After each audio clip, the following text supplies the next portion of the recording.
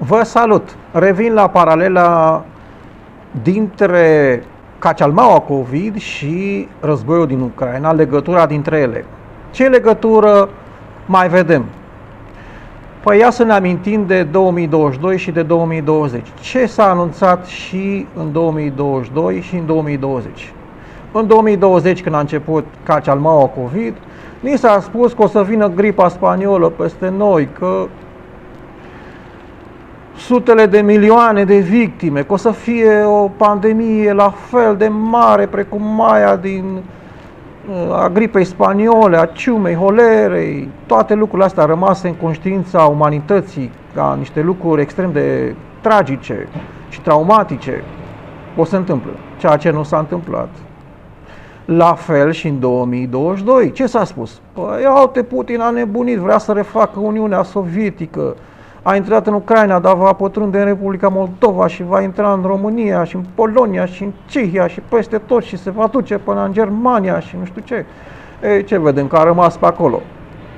Deci iată că noi avem de-a face aici cu niște mesaje din asta panicardiste care încă sunt menținute, încă sunt lansate de dezinformatorii ăștia din media la comanda băieților cu evoluții ascunși de prin SRI și DIA și DGIA sau SIA, cum s-o mai fi numind, care la rândul lor sunt sclavii lui CIA și altor agenții din astea de spionaj care ne guvernează mințile și ideile.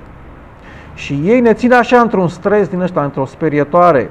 S-a încercat cu Cacalmaua asta COVID, hai că e nenorocire, nu știu ce, până când s-a prins lumea. Și după ce s-a prins lumea că e o vrăjeală, au trecut la amenințarea adevărată, adică războiul ăsta din Ucraina, care până acum cel puțin s-a dovedit că nu afectează România, cel puțin nu s-a întâmplat o invazie, nu s-a întâmplat o invazie a întregii Ucraine, ci doar a Estului și nu a Estului ca parte, ci a Estului în care există o minoritate rusă.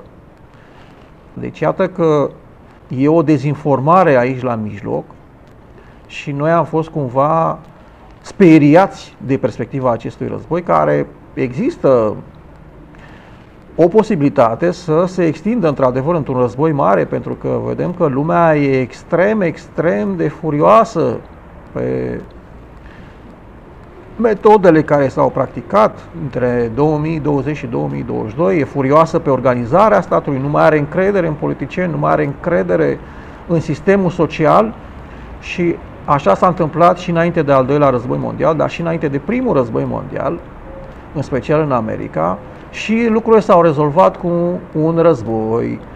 Și fac o referință, dacă aveți timp să citiți pe la mijloc așa, o carte, ea nu e foarte interesantă așa per total, dar la mijloc spune un lucru absolut incredibil despre societatea noastră. E vorba de filozofia dreptului de filozoful Hegel, Georg Friedrich Hegel, și care spune așa, observând situația de la începutul secolului al XIX-lea, când cu câteva decenii înainte francezii s-au măcelărit între ei cu celebra Revoluție franceză, iar când a venit Napoleon și i-a unit, au început războaie în afara Franței.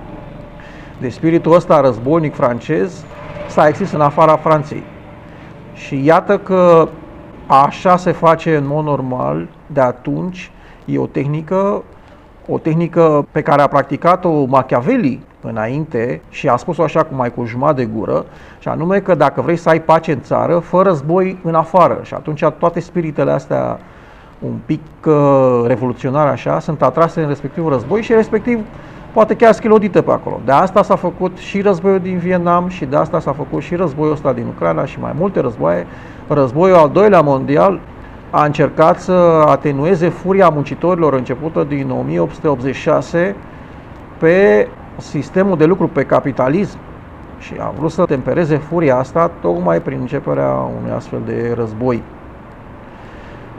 Așa s-a încercat inițial prin virusul ăsta, suprapotențarea virusului ăsta SARS-CoV-2, iar după ce populația planetei n-a mai avut încredere în minciunile spuse, s-a trecut, s-a întors la vechile practici de a începe un război, care până acum s-a dovedit a fi unul supraestimat, unul care nu a tras prea multe țări acolo, decât niște mercenari din ăștia cumpărați din diferite locuri.